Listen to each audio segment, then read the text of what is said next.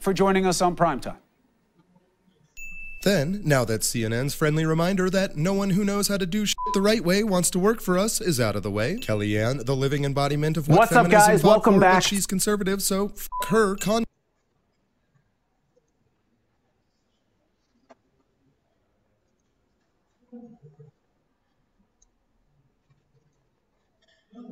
Scares us, and rightfully so. There are just things in this world that even if we witness, still eludes a direct explanation. Events which give us goosebumps, and at times disturb even our very soul and sanity. Here are the top 10 unexplainable videos that will give you chills. Amazing! Number 10.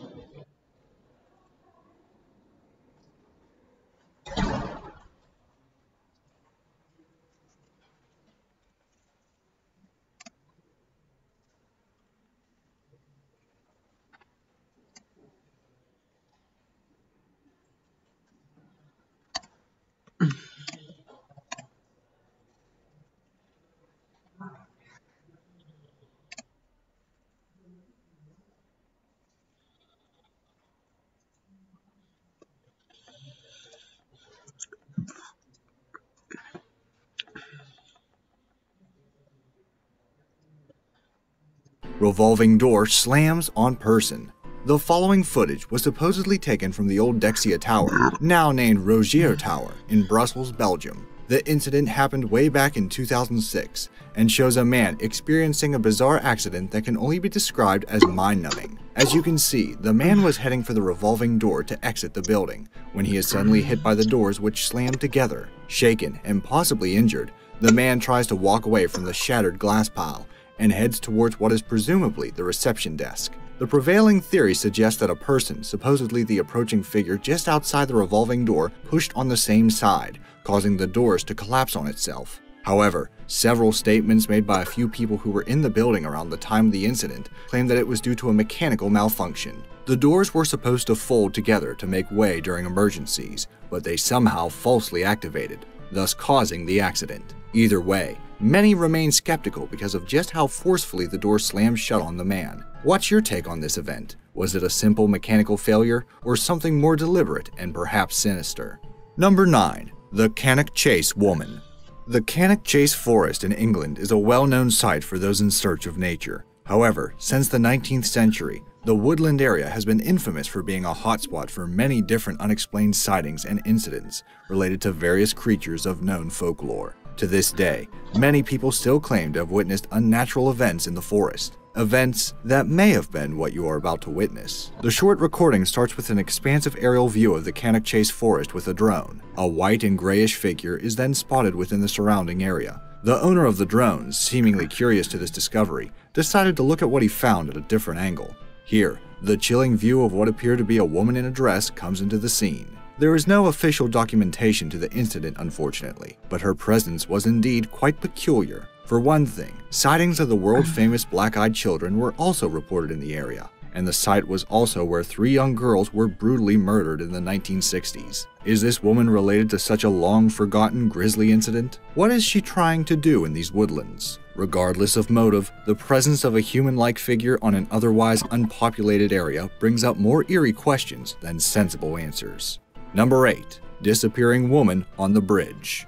The Colorado Street Bridge in Pasadena, California has had a long history of being a hotspot of death. During its construction in 1912, several people have been reported as killed in numerous accidents. Even after it was completed, more reports of death, particularly of people deliberately jumping off the bridge, has been recorded, thus earning it the ominous nickname Suicide Bridge. A YouTuber with the username CoraMK2 uploaded a video of him riding his motorbike at this very bridge during the night. What was supposed to be a regular recording of his hobby soon took a darker turn. Take a look. An image of what seems to be a woman suddenly appears at the side of the bridge. When he turned his head and camera around, the woman simply disappeared without a trace. Concerned, the group went back to check. They found nothing. Even stranger, there were no reports of suicide at the bridge afterwards, adding further mystery to the encounter. Based on the channel's typical content, it is quite unlikely that the video was made solely for the purposes of fabricating a paranormal situation. But what do you think? Number 7. Ghostly Japanese Girl. The Zashiki Warashi are spirit-like entities from Japanese folklore that are described as ghostly pranksters. That being said, these entities are also often said to bring good luck to whomever it manifests to. The owner of this very short footage claims that this might just be an actual visitation of such a spiritual entity. A phantasmal figure of a young girl appears, slowly approaching the other sleeping girl. The spirit-like entity then bows down to the girl and makes a sort of gesture. After a while, it then peacefully leaves the room. Knowing what a Zashiki Warashi is, the event may be interpreted as being happier than the rest of the previous entries on the list. However, just as how there is no direct proof of its authenticity, we also do not have any proof that the entity we see is actually a bringer of good luck. If not, then what was it? Perhaps it instead brought curse instead of fortune. Only the sleeping child will ever know. Number 6. Ghost leaves hotel room. This video was purportedly submitted by a security manager from one of the Wingate hotels in Illinois in 2003. According to available sources at the time, room 209 received a number of complaints from nearby rooms. Incidents of screams, noises, and other unsettling sounds have been heard, usually accompanied afterward with a room in a very bad state of disarray. The video that you're about to watch is a recording of one of these incidents.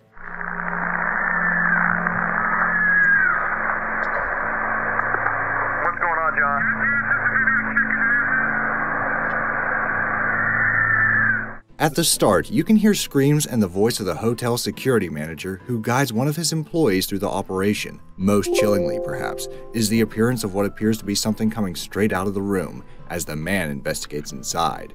It is worth noting that by law, hotels and other similar establishments are prohibited from recording sound from surveillance equipment, so the screams would most likely be from a walkie-talkie transmitted from the man's unit at the room to the other unit, where it could have been recorded. As for the apparition that left the room, we could never be certain. Was it a malevolent entity, or just a fuzzy hologram of digital trickery or a recording glitch? Number 5. Exploring an abandoned home. This video has been circulating among paranormal forums for well over a decade. It was first uploaded in YouTube in 2008. Unfortunately, the trail of information ends here. There is no confirmed source at the moment as to where the video actually came from, or who the original uploaders were. Nevertheless, the genuine reaction we see on the video makes it all the more chilling. At the start of the video, 2 teenagers visit what looks like an abandoned house in broad daylight. The 2 explore the rooms nonchalantly, in an almost jovial manner. Let's go in the house. That is, until the cameraman horribly realizes that the house was not completely unoccupied. Holy dude! Oh my, go! I first swore I saw a person. What is peculiar about the encounter is that the surrounding lighting and the timing of the events suggests that this was not digitally altered. The black figure seemed as real as it was. Was this a sort of prank to the 2 boys who trespassed on the property, or an actual entity that we are yet to identify? We may never know. Bonus fact, the boys may well have never realized, but there is actually another figure looming around here. Can you spot it? Number 4. Eastern State Penitentiary Ghost. The Eastern State Penitentiary in Philadelphia, Pennsylvania, is popularly known as one of the most haunted sites in the entire world. Before, the prison used to be one of the biggest and most extensive in the country, sharing its own history of tragedy, suffering, and death. This very old footage of the abandoned penitentiary in 2006 may well have been a reminder of death, as revealed by its long-lost quarters. Bonus fact, the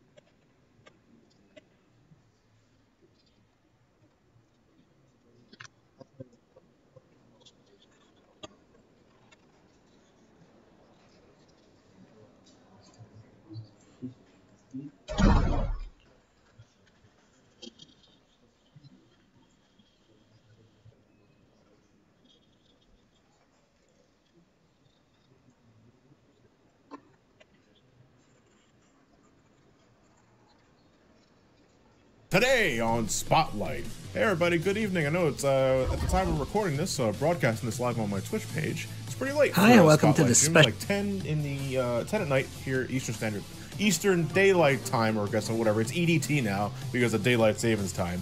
And today I have for you a fan project. This was developed by, correct me if I'm wrong, guys in the chat. I think it's Oban. Is it pronounced Oban? This is Sonic Infinity Engine. I had a few of you guys request this on both Discord and Twitter. And thank you for pointing me the way. And what we have here is pretty much an engine that it's Unreal, and it's this dude's take on the boost gameplay. And well, I had to adjust the volume before we got started because the game was louder than the Sonic Adventure intro screen, if you can believe that. And I have no idea what I'm getting myself into because it's the first time really looking this up, but I can tell right now that, well, first of all, Sonic looks great. Like, I don't know what kind of shaders are used to make this model, but this is a really good Sonic. It looks like it's just the Unleashed model, but the shading and coloring is actually really nice. Like, it's better than Generations. Oh, his mouth doesn't move, though, with the camera. Oh, I don't know. Something looks a little bizarre. Yeah, I mean, it's a little weird. There's a reason why the mouth was relative to the camera in the official games, because at a different angle, it just looks a little weird. Okay, well, let's move on. Let's move on. It's the Unleashed model. Notice Chip's amulet on his wrist. Oh, is it there? Oh, yeah, it is. Kind of small, though. He got a downgrade. It's not exactly the same, which means he lost it and looked for a replica on eBay. That motherfucker. All right, so we got the homing attack. I really love the graphical effects on the jumping and the, oh my goodness. Love the impact. And it looks like he's rocking his Japanese voice. Oh no! All right, let me see what else I can do here in Control-Y. All right, Control-Wise, it's about as stiff as Generations. Not quite Adventure, but that's cool. We can adjust. Adjusting is what we do. What can I do here? X button is not boost. X is just the spin kick. That's a little weird. All right, it's about as... it's like a faster version of the Unleashed kick. What about the B button? The B button is slide. All right, that's cool. Y button? I'm gonna assume light speed dash. Why don't we get to a trail of rings? Is there a trail of rings around here? Yeah, I think I see some over there in the distance. Whee! Oh, okay. It was like you have to be pretty close to these things for it to get to work. Whee! Nice. Pretty sure the loops work just fine. Cool. And rainbow loops. Oh, sorry. Well, that one's kind of angled a little weird. Someone was late to class, and he's drunk. Let's try and pick this. Nice. Why did it send me all the way over there? The ring has goaded me to going towards this pool of water. Is there anything? Oh, I have an oxygen meter. Can I drown?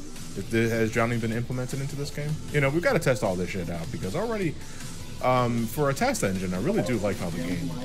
I love the particle effects and everything. The game looks great. Like, give it like 30 more years and this guy has time to develop actual level design and other shit, I would love to see a completed version of this game. It's pretty much like the boost equivalent of, what was that 3D classic, the 3D game that I played, I think it was about a year ago, that was based on the classic engine. I'm drawing a blank. Sonic Utopia. Okay, thank you very much. Sonic Utopia. Yeah, it was Sonic Utopia. That was a really good interpretation of bringing in classic elements into a 3D engine. I'm assuming this guy is using the same thing to bring like a wide open gameplay to the boost formula. You can tell I also just recently, you know, I played Unleashed for SUV because I'm hitting X button to do the homing attack when no, it's just the A button again. So wait, the robots can notice me, but can they attack me? I'm guessing the one with the cat. Oh, yes, they can. Oh, they're actually really fast. Apparently this year we'll be getting some Utopia-related news. Oh, that's cool. Is he canceling it?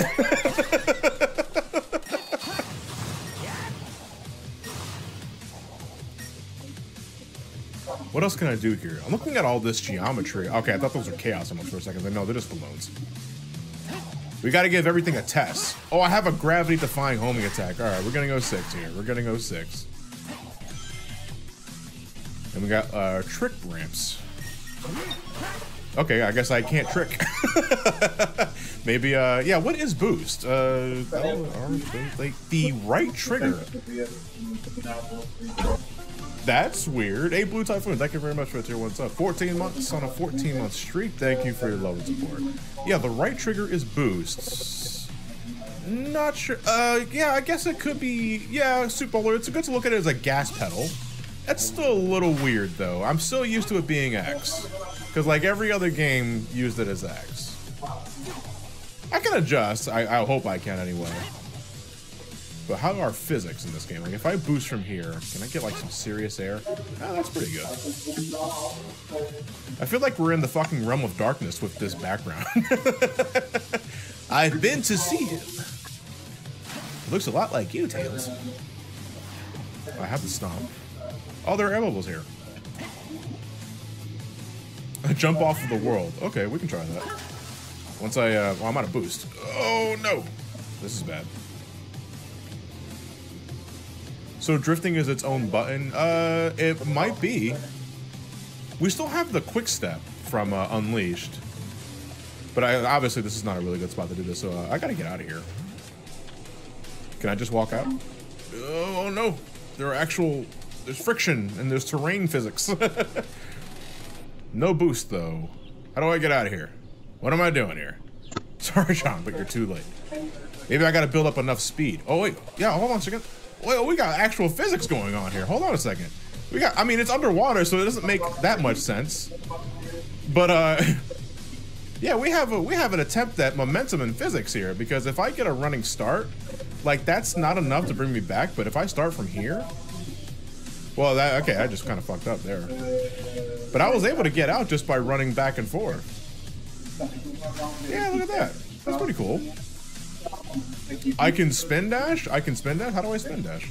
Do I hold the button? Oh, okay, I can do that. Okay, it's a little weird. I'd rather it be a separate button, because in this one you have to hold X and mash the A button. Which is like, that was a different way you can do it in Generation. I mean, I guess it's no different than like holding down. But I think it would have been nice if you can hold down the button instead. Because there are 2 buttons that slide. The X button slides and the left trigger slides. I think you could have had the left trigger a spin dash, honestly.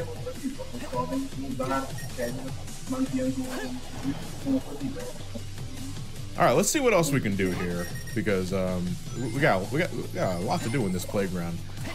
We can you can like snowball. Oh, good lord, it's like the Sonic Lost World 3DS game. All right, I mean the ball. Yeah, fuck that snowball. Hold on, I want to play with it some more. Oh, I'm out of boost. How far can I take this thing? Come back, friend. Come on, can I ride this bitch? Oh, I want to ride this. No, come back, come back.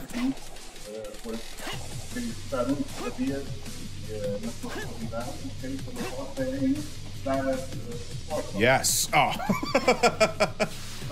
The snowball is actually Xena, so yeah. Well, I once again. Oh, hold on a second. Oh, I can get boost by. Oh, that's right. Yeah, look at that.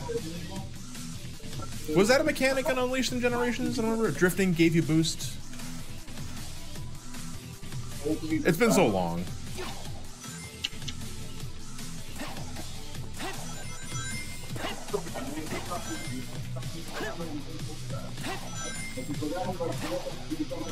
Drifting gave you boost, yeah, but not sliding. Okay, yeah, that's why I might be getting my my wires crossed here. See what else I can do. Those look like spikes. Okay. Got the double jump. It's a lot better than the double jump in Forces. Looks about the same as the Colors double jump, which is cool. I really admired the double jump in Colors. It was really good at helping you correct jumps. Even though that game wasn't very demanding at all. You know. It's one of the reasons why I keep recommending Colors even today. It's very accessible. I want the plot of the next Sonic game to be Sonic perpetually screaming for 10 hours. For what reason, though? What reason would Sonic perpetually scream for 10 hours? I know it's like that's like a very, very, very what kind of question. But I want like actually serious answers for that sort of thing. Are there loops in this? I don't know. I feel like we have a lot to explore. Oh wait, there are cylinders over there. Let's try out the cylinders.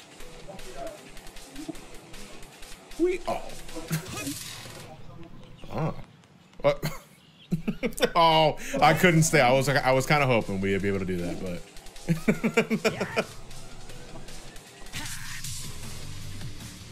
Kind of reminds me of Sonic Adventure in a way. Like I'm pretty sure if I go here, then yeah, we can probably just get through that really just fine. But I want to see how far I can take this.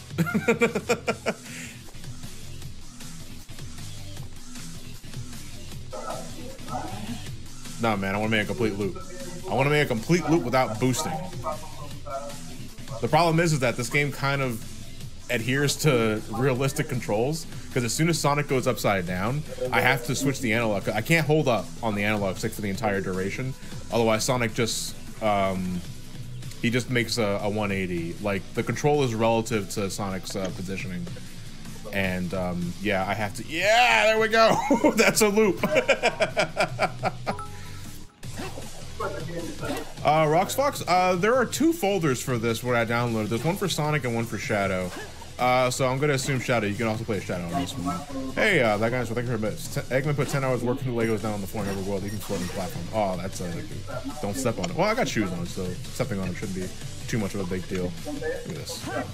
This looks really cool. I wish I had more boost. I had to. But again, maybe that's not the point. Maybe like boost is more of a reward. I can probably fall off the edge of tomorrow. Whoa, okay, well, I was about to test it out right now. I think that'll be the last thing we do for tonight's spotlight. G. Gillis, if you're just joining in, Sonic Infinity Engine, well, just Sonic Infinity, I think it's the Sonic Infinity Engine, is a fan-created proof of concept, I guess, by a fan who doesn't really work on it anymore, but publicly released it for people to just try out anyway, just to, you know, see his interpretation of, you know, his boost formula and all that sort of thing. It's heavily based off Unleashed in Generations. And I gotta say, I love the particle effects. Like, I love the way Sonic looks in this. I love the way Sonic moves in this. This is actually really cool. What else have I not done yet besides fall off the edge? Well, first of all, I'm gonna get more rings, because I would like more. Well, I got plenty of boosts here. Look at these Bubsy 3D platforms. Like, you can tell, like, this is not even proof of concept. Like, this is actually the final design of those platforms.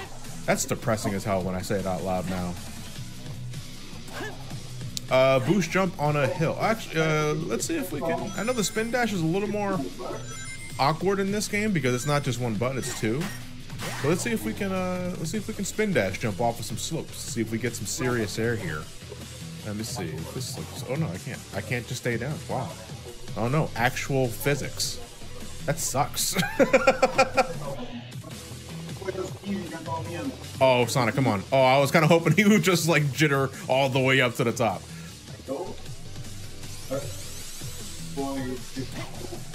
Hey, I mean, that's close enough. Oh, wow, he goes to a free fall animation. Holy shit. That's really cool. Hold left trigger and spam the A. Okay, there you go.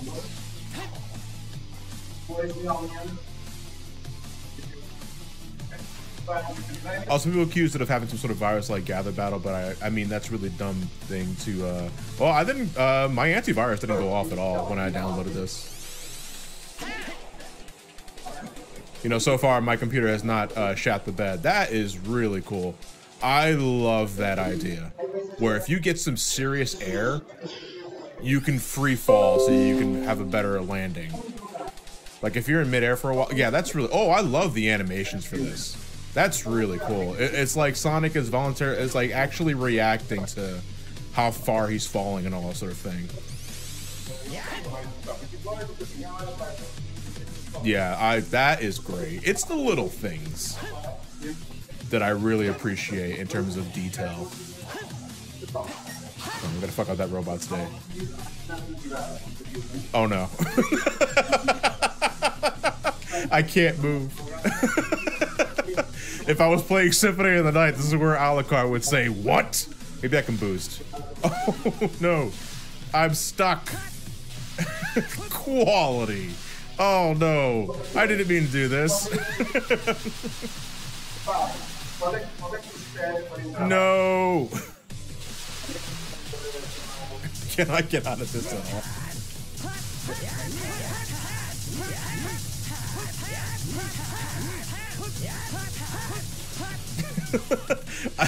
I don't.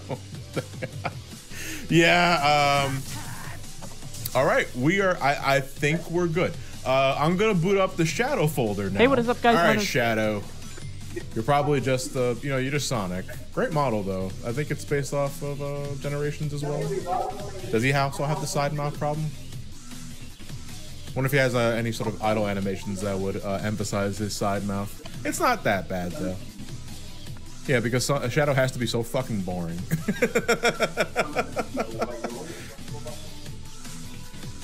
Nice glowy eyes. Yeah, his eyes really do stick out. I thought his eyelids kind of looked a little weird though when he was blinking. Yeah, hit the mesh on the eyelids kind of clipped through the eyeball. It's a little weird, but yeah, it's cool. That kind of story. What I think of the new Avengers Endgame trailer? All right, so I know the gist of the movie is that they have to reverse what Thanos did in the last movie. But is there a reason, unless I'm mistaken or maybe I'm missing a detail, is there a reason why we haven't seen Thanos at all in the trailers? Did I miss something? Oh, whoa, what was that? Okay. It's like I sidestep with Shadow. And what is that? Is that like an invincible sidestep?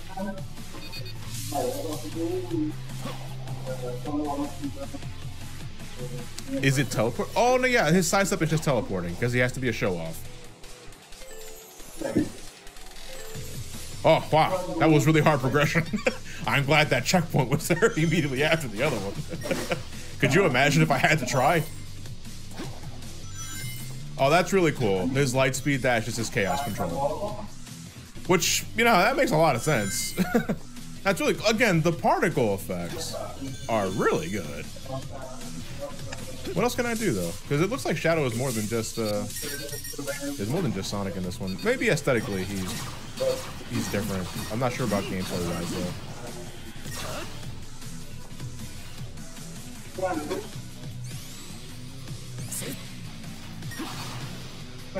though. Oh, I'm gonna slow down here. Oh, he doesn't even roll into a ball. He just goes into his flying animation. Well, gliding, I guess. It's not really flying. All right, now we got to see how he reacts to falling really high. Are his scissors different from Sonic at all? And it doesn't really feel like it. It feels like just Sonic again. Quer ver que ele já fez o que tinha a fazer na chamada Yeah, he just dive escola e agora bombs. está That's pronto cool. para entrar no... Está na fila de espera. Someone said earlier that you can run on water. Well, inaccurate. Shadow skates. Let's see. Well, you can boost all on top of water. That's cool. I mean, you can always do that since Unleashed, but maybe we can just skirt the water.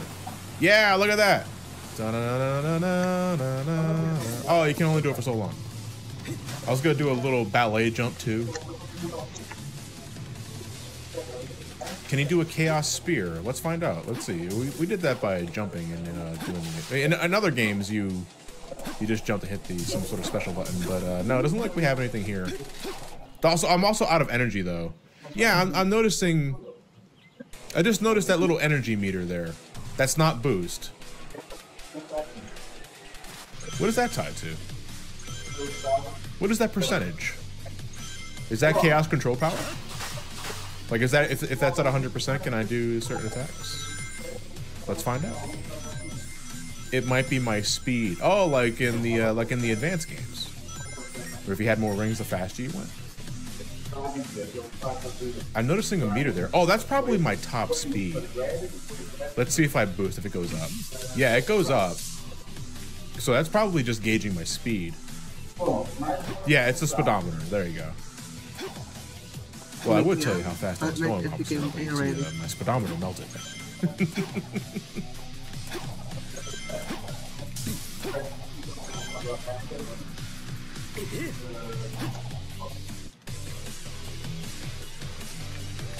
God, this game looks fantastic. Like, even for a test area, like, this game looks great. I would love to see a game look like this for, like, a PS4 entry. Or just a current gen entry, you know, like, gotta look out for those Xbox fans and Steam fans. You know, I'm pretty sure Forces could do something like this easily if Forces had more than 3 months of development time. Quando recebem o rock. Do you lose all rings when hit? We can find out. I have 263 though. I don't want to lose all my rings. All right, I want to stay away from these stairs though. I don't want to get stuck again. I'll let him shoot me. On top of my my sugar cubes. Yo, yeah, you lose all your rings. Holy shit. Oh, that sucks. Down with boxes. Shadow hate packing. God, if I had a triangle or a pyramid, I could make the old-fashioned Electronic Arts logo. I know, that's a really fucking random thing to say.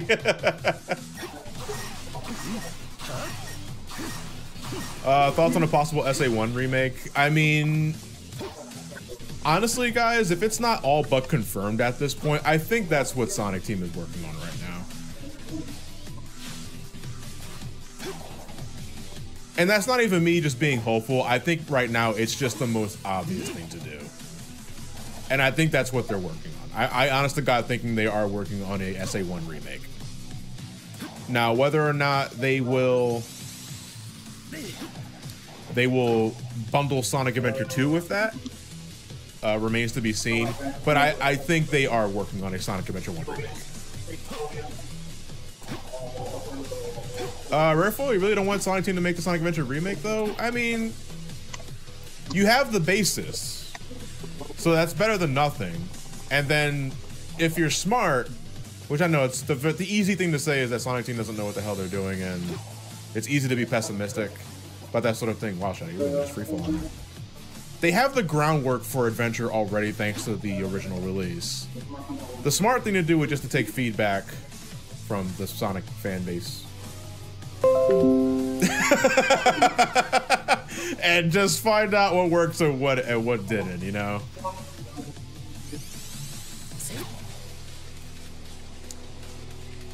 Yeah, man, I can get lost in this for like another hour if I wanted to. Actually, you know what? I didn't go on top of the cylinders. I wonder if I can do that. I'm pretty sure I can.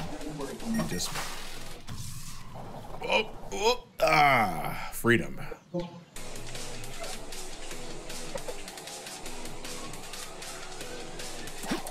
Yeah, man, this looks great. Like, you give me this with like, give me something with this that looks this good with these particle effects, and like, and put me in like Adabat or some other shit. Oh my goodness, that would look amazing.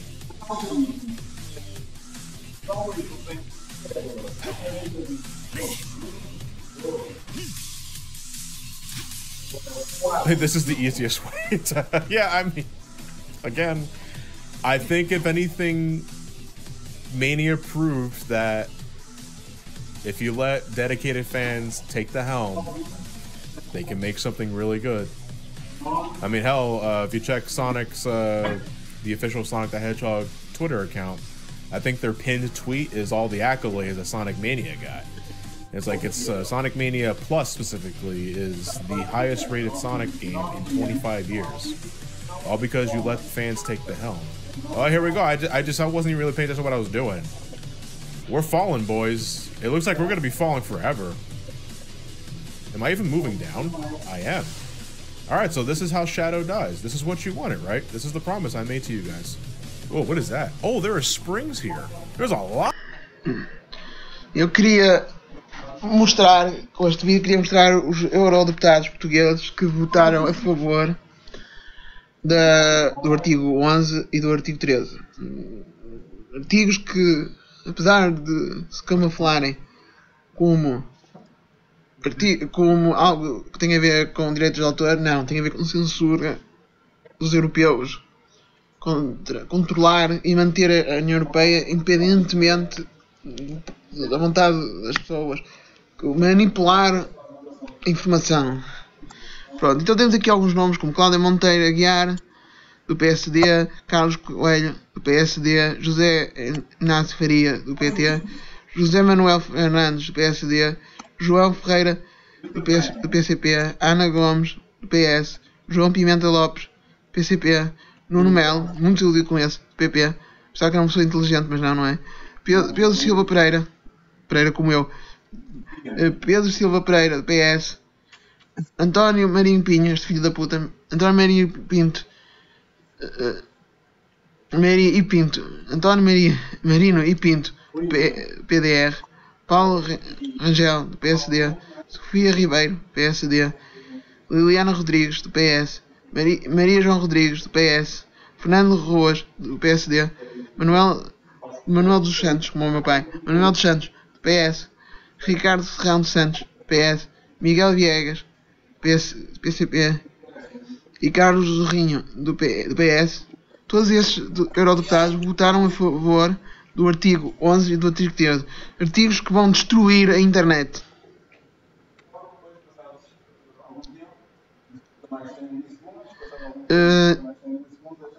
E depois, estranhamente, Francisco de Assis, do PS, e Maria Matias, do BE, votaram contra. E por isso merecem...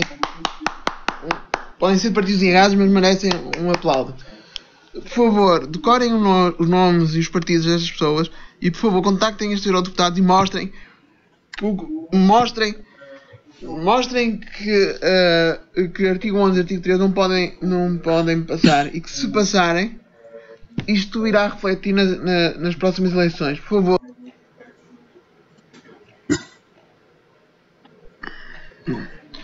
Eu queria mostrar, com este vídeo, queria mostrar os eurodeputados portugueses que votaram a favor do artigo 11 e do artigo 13. Artigos que, apesar de se camuflarem como algo que tem a ver com direitos de autor, não, tem a ver com censura dos europeus, contra controlar e manter a União Europeia independentemente da vontade das pessoas, manipular a informação. Pronto, então temos aqui alguns nomes como Cláudia Monteiro Aguiar, do PSD, Carlos Coelho, do PSD, José Inácio Faria, do PT, José Manuel Fernandes, do PSD, João Ferreira, do PCP, Ana Gomes, do PS, João Pimenta Lopes, do PCP, Nuno Melo, muito iludido com esse, do PP, pensava que era uma pessoa inteligente, mas não é. Pedro Silva Pereira como eu, Pedro Silva Pereira, do PS. António Marinho Pinho, este filho da puta. António Marinho Pinto. Maria e Pinto. António Marino e Pinto, do PDR. Paulo Rangel, do PSD. Sofia Ribeiro, PSD. Liliana Rodrigues, do PS. Maria João Rodrigues, do PS. Fernando Para os algoritmos conseguirem funcionar, ou seja, para eles conseguirem interromper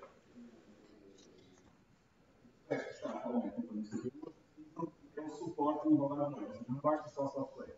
É preciso, a nível da moeda, existe um contar o tempo e o isso tipicamente é feito com base no código do controlador do sistema. Basicamente, tratamentos elétricos uma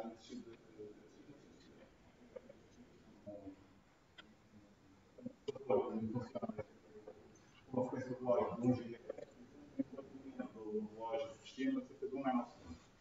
Deve ser lá menos 9. Portanto, basicamente, esse lógico é o que dá um dia. Basicamente, o que esse faz é contar quantos fios não estão. Quando esses fios acumularam 100 milissegundos, e ele faz aí gerar muita data e alterar o processo que está no sistema. Portanto, temos aqui creampie, de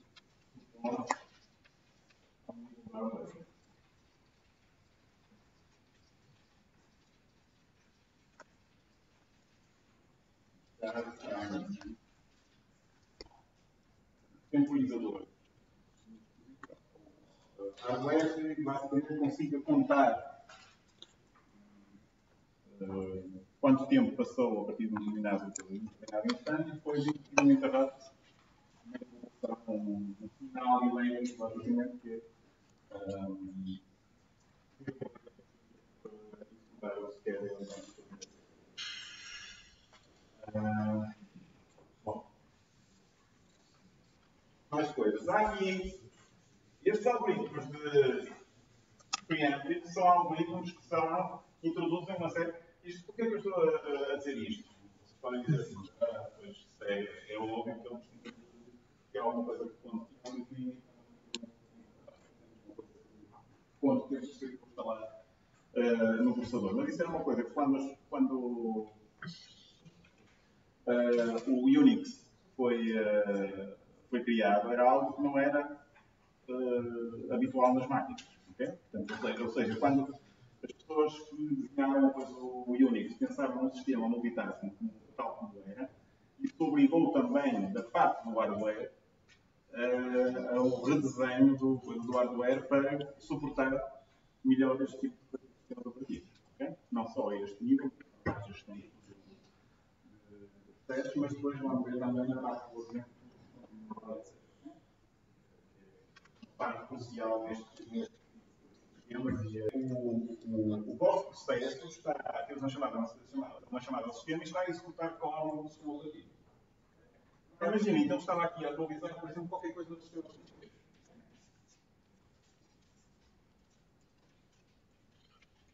Mover diretórios de um lado para o outro, ou escrever alguma informação.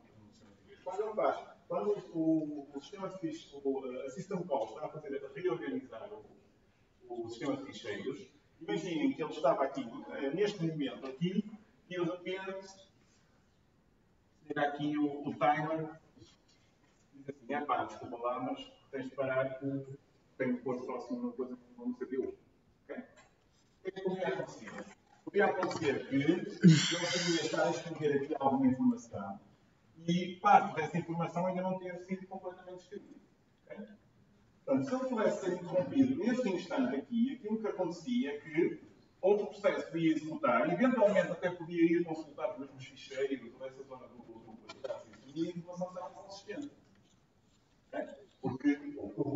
Porque basicamente este processo aqui não terminou o que tinha a fazer nessa zona do sistema de ficheiros. Portanto, por isso, o que acontece é que nestes sistemas que têm algoritmos creampie, para além de terem necessidade de terem aqueles timers, etc., é preciso também hardware que impeça outro tipo de coisas, que é, alguém sabe dizer, o que é que não pode acontecer ali? Não estou a lembrar da porra. O que é que está mal nesta figura? O que não pode acontecer? Não é que está mal. O que é que não pode acontecer nesta figura e que está ali a acontecer naquela figura? Exatamente. Ou seja, esta linha aqui do timer não pode estar aqui neste ponto. Esta linha do timer teria de estar aqui na próxima oportunidade, mas fora. Não pode. Okay? E o que é que acontece? Estão a ver, o timer ele está a contar o processo anterior até aqui em milissegundos. Okay? Eu estou sempre a pôr aqui 100 milissegundos, mas entendo que isso não é um valor fixo. Okay? Imaginem que ele está a contar 100 milissegundos do processo anterior. Ele chega aqui e diz assim, opa, 100 milissegundos são milissegundos, tem que ser agora. Okay? Mas o que tem de acontecer é que no hardware tem de haver algum mecanismo que diga assim, ok, olha, eu recebi agora aqui um interrupt, mas agora vai ter de esperar ali um bocadinho. Pega o interrupt, em vez de entregar o interrupt imediatamente e o sistema operativo ter de tratar esse interrupt e envolver o processo, o que é que ele faz quando o interrupt não fila? Espera. Ok? Portanto, basicamente, o que acontece aqui, quando vocês entram em certas partes num sistema, num algoritmo preemptive, é necessário que certas zonas, que são zonas críticas de código do sistema operativo, vão mexer com a informação crítica do sistema operativo. Nessas zonas, os interrupts ficam de zero. Basicamente, o sistema operativo diz, ok, agora pode chegar o interrupt onde vocês quiserem, até o timer se quiser. Mas todos os interrupts que chegarem só vão ser processados depois de eu sair desta zona de código. Para garantir que a coisa fica toda direitinha, porque caso contrário dá asneira. Okay? Portanto, isto tipicamente acontece para, não é para todas as system calls, mas é código e algumas system calls em particular que viram construtoras de dados do kernel, não é? Que mantêm a consistência do sistema de ficheiros, etc. Esses interrupts ficam bloqueados. Okay? Esse bloqueio é feito também a nível, não é só uma questão de software, é feito também a nível de hardware. É preciso hardware específico para isso. Só para vos dar uma ideia de que, quando estas ideias de andarem a executar processos e interrompê-los a meio surgiram, quando surgiu o era radicalmente novo, para ter mesmo em termos de computação e em termos de hardware. Como redesenho do hardware que é utilizado para as máquinas,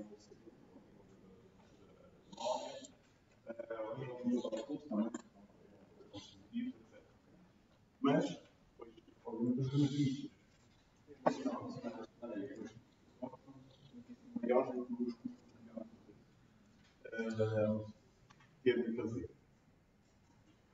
Fazer essa operação. Bom, portanto, isto tudo, resumindo e concluindo, portanto, sabemos.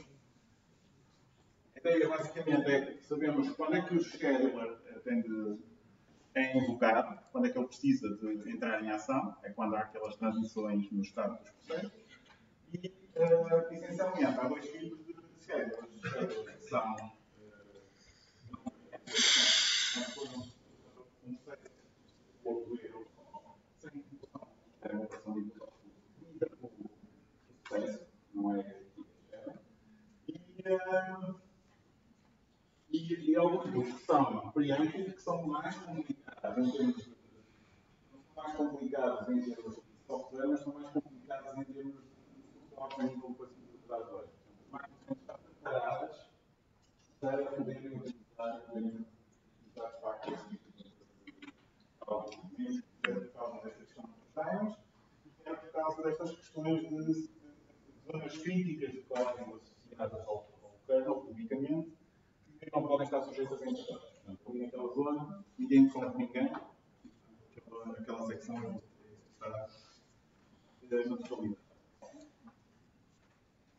Dito isto, vamos falar agora a seguir, portanto, vocês têm algoritmos Algoritmos cuja tarefa basicamente é substituir ou fazer alternar a execução de processos no processador. A forma como nós criamos vários algoritmos diferentes, mas a ideia é que nós temos que ter alguma maneira de comparar esses algoritmos. Temos de conseguir dizer, olha, o algoritmo A é melhor que o algoritmo B nestas circunstâncias, o algoritmo B é melhor que o A para estes cenários. Okay? E, portanto, para isso é necessário haver aquilo que se chamam métricas. Okay? Então, alguns critérios que permitam comparar os algoritmos. E há vários critérios, ou por aqui 5 critérios. Um deles é a utilização do CPU.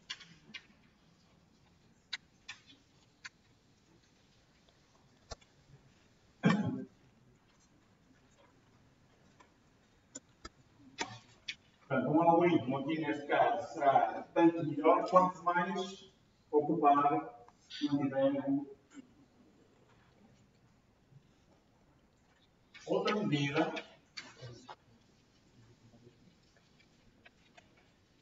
é aquilo que se dá o nome de throughput.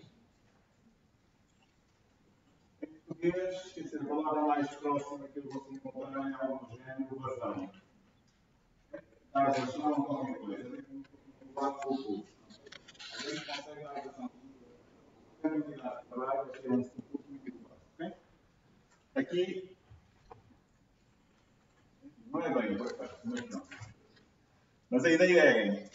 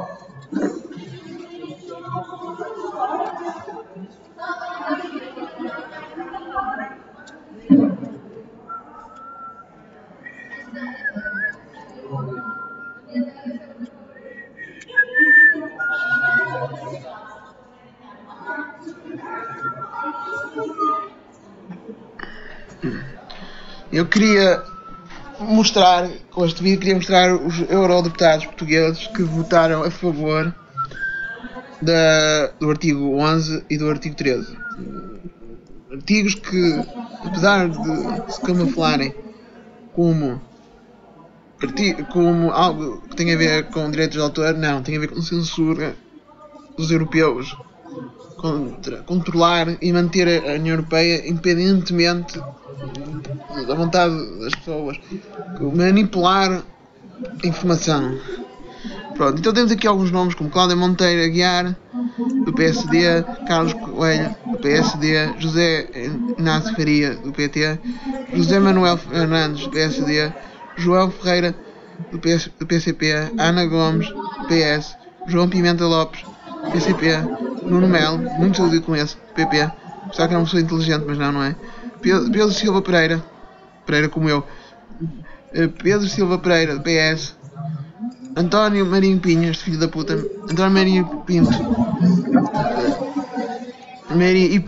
António Marino e Pinto, do PDR, Paulo Rangel, do PSD, Sofia Ribeiro, do PSD, Liliana Rodrigues, do PS, Maria João Rodrigues, do PS, Fernando Ruas, do PSD, Manuel dos Santos, como o meu pai, Manuel dos Santos, do PS, Ricardo Serrão dos Santos, PS, Miguel Viegas, PCP, e Carlos Zorrinho, do PS.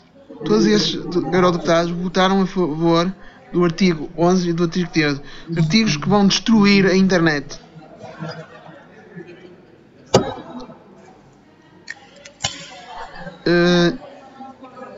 E depois, estranhamente, Francisco de Assis, do PS, e Maria Matias, do BE, votaram contra. E por isso merecem... Podem ser partidos errados, mas merecem um aplauso. Por favor, decorem os nomes e os partidos destas pessoas e, por favor, contactem estes eurodeputados e mostrem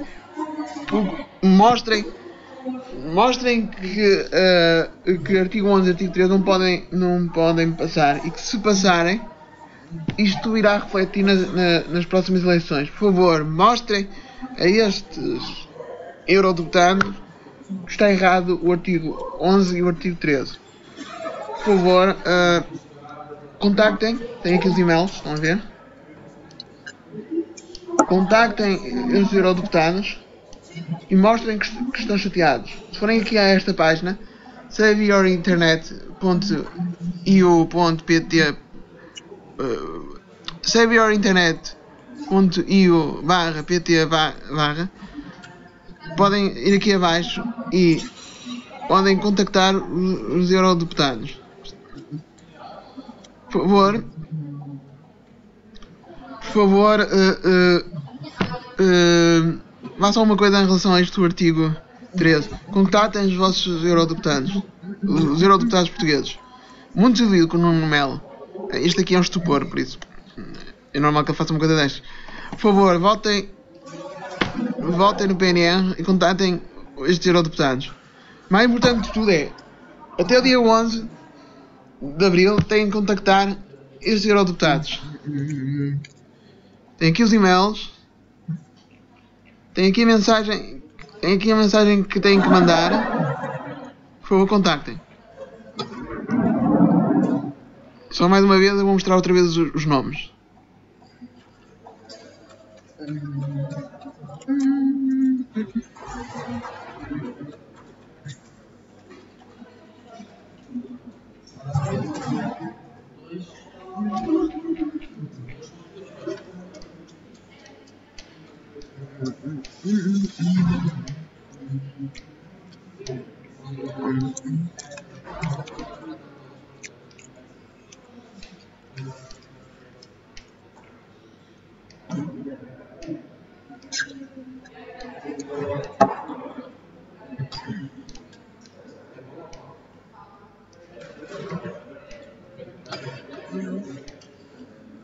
Eu peço imenso que vocês contactem estes eurodeputados, mostrem que estão chateados.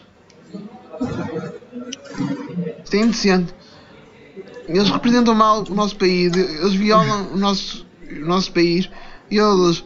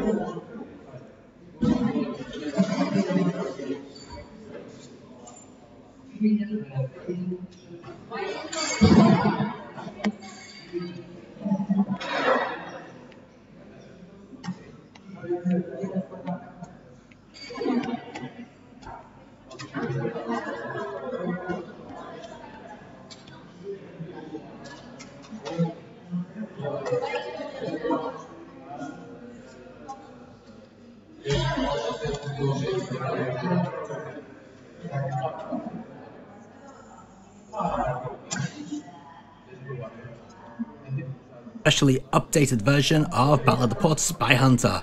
In this episode, we're going to be featuring the NES version, which I actually didn't know about and I missed out on the last show, and it's a version that everybody basically said, where is it? So that's been added to this updated version of the show, plus one other version that nobody knew about, so maybe I can turn around and say, hey, you didn't know about this version, but I did. Only joking. Anyway, that's the Game Boy Advance version, also coming up in this show.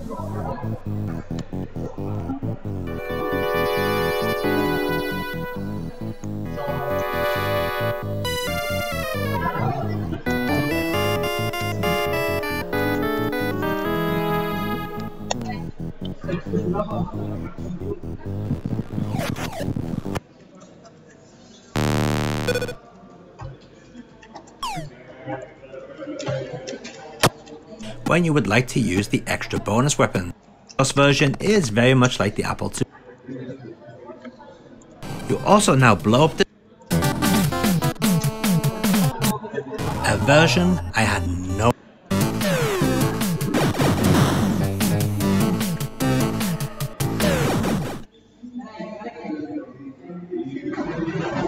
And here we come to the added section of this updated video. This is the US NES port of Spy Hunter, a version I had no idea existed. But as we all know, I'm not very knowledgeable about the NES or NES. So how is this port? Well, it's a fairly basic port like all the others, but it does resemble the arcade in looks and is a little annoying.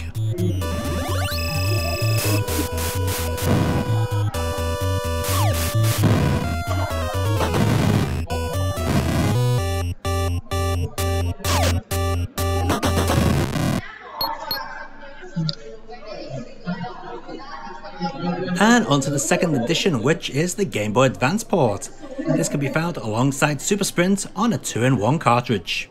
It is a complete turd of a port.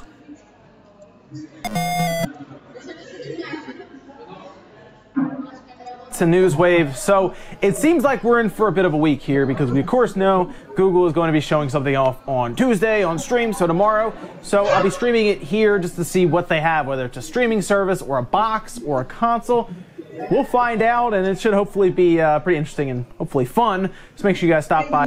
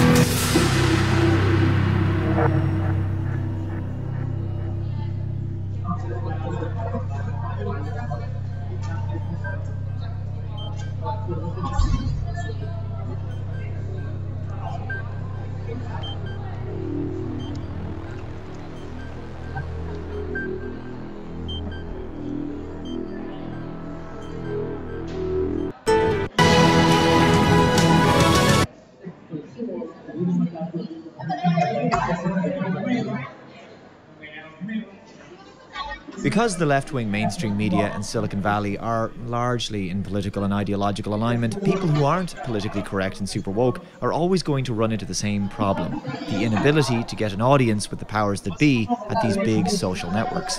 From the Daily Wire, leftist exec hates her son watching Shapiro videos, says she'd like Shapiro banned from YouTube. Shapiro fires back. Tech website Recode published an interview conducted by YouTube CEO Susan Wojcicki with Recode's co-founder Kara Swisher, who bemoaned that her 13-year-old son had started watching Ben Shapiro videos, claimed watching the videos was a gateway drug to eventually watching neo-Nazi videos, and said she would remove Shapiro's videos from YouTube if she could. So liberal, so tolerant. Ben Shapiro is expressing very safe, normal, traditional conservative viewpoints that have been around for decades. But now, because online censorship has been normalized in our culture by the left, suddenly his views and opinions are problematic and need to be memory holed, apparently. She says, "My son, who is 13 years old, started watching Ben Shapiro videos, and he's like the gateway drug to the next group.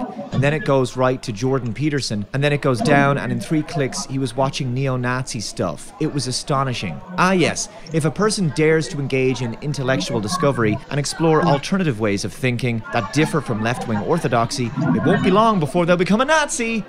It's like the left thinks that if a person reads about a particular topic and they become curious about that topic and want to learn more about it, that they shouldn't be permitted to go down the rabbit hole and continue to explore new ideas. Apparently, they should only listen and accept the restrictive and narrow Overton window that the left permits in our societal discourse. But imagine applying this kind of thinking to any other form of education or personal intellectual discovery. Say a young person reads a book about the rise and fall of ancient civilizations, and there's a whole chapter dedicated to ancient Greece.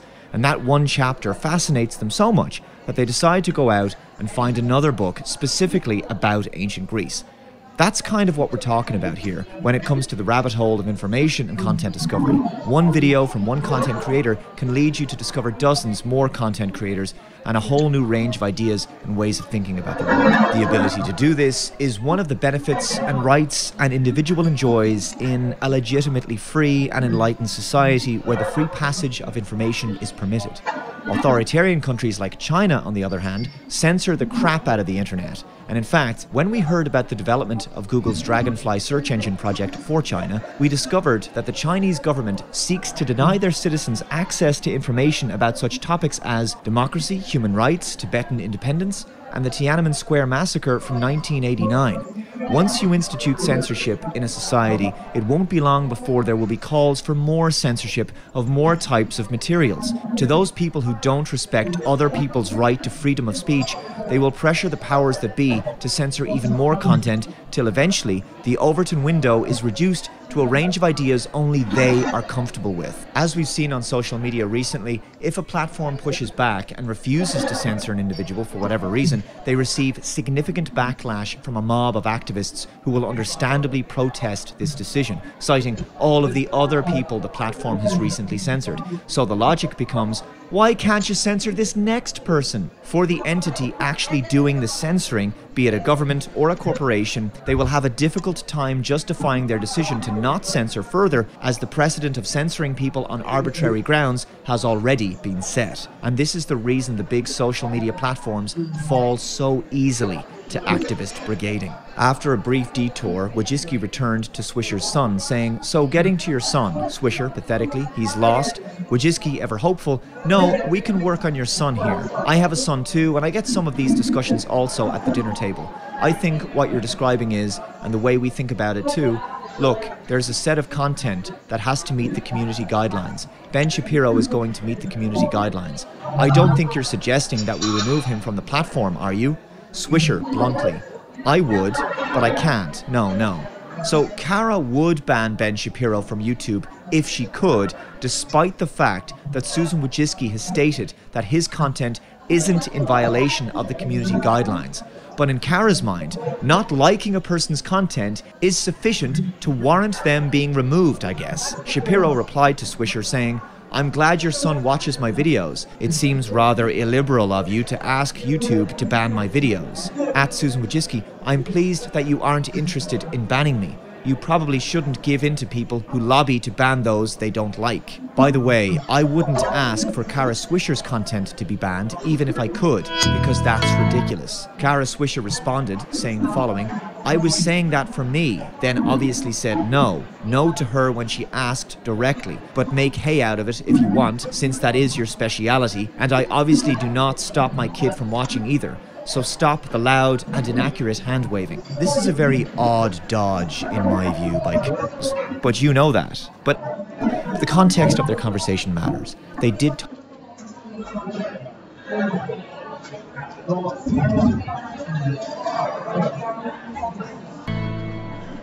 What's up, geeks and gamers? It's Jeremy coming to you with another video, and today, here we go. It's over. Kathleen Kennedy has finally succeeded in her mission to completely kill off Star Wars. And we're left with nothing. We're left with shitty characters that we don't care about, that have not been developed, they have not been respected. They've just been thrown out there because they fit the social justice check marks. This is where we're at. This woman, Kathleen Kennedy, sat right there in the same room as George Lucas at that table and looked him in his eyes and said that she intends to honor the characters and the mythology that he created. And she's done nothing of the sort. Not even close. She straight up lied to George Lucas, and this is further confirmation of something that anybody that's been paying attention has seen from a mile away. It's over. This very good.